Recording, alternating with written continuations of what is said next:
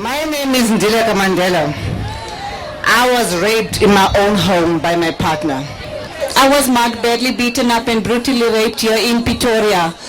The following year, I was diagnosed HIV positive.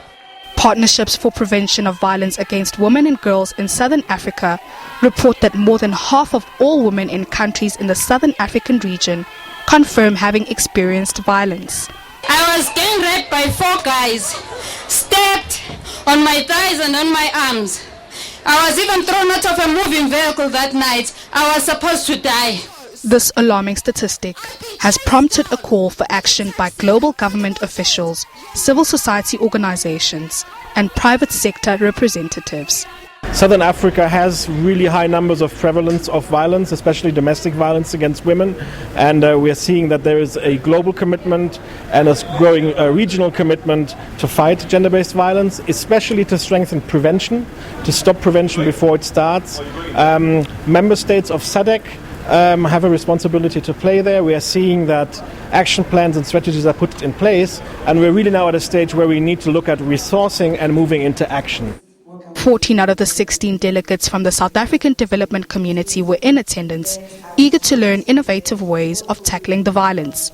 Years of research and studies compiled by scientists and global researchers found that gender-based violence can be prevented through several gender transformative interventions and community activism. There is good evidence that when the interventions using community activism to change gender attitudes and social norms are well designed and well implemented, they can be effective in reducing violence. But this is a multi-year project, and only very strongly designed and implemented interventions work. The intervention needs to go beyond awareness raising, because awareness raising on its own does not stop violence.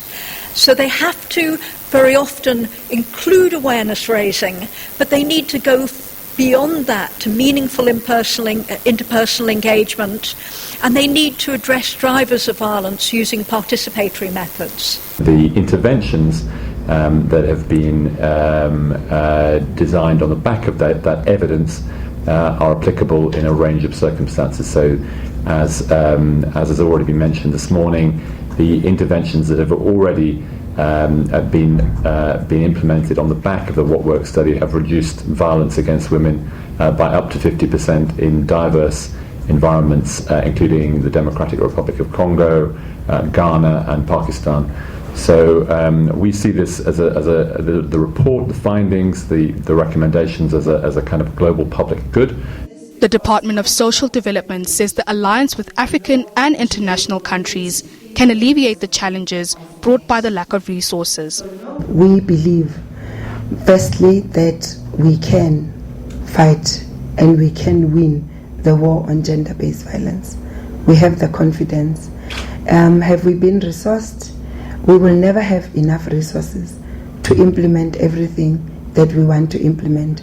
That is why all these partners around the table are important to the department to enable us to give us and assist us with the resources that will enable us to scale up that which we have started. The conference will continue on Thursday with discussions centered on the significance and impact of multi-stakeholder partnerships. Nosipho Mncube, SABC News, Johannesburg.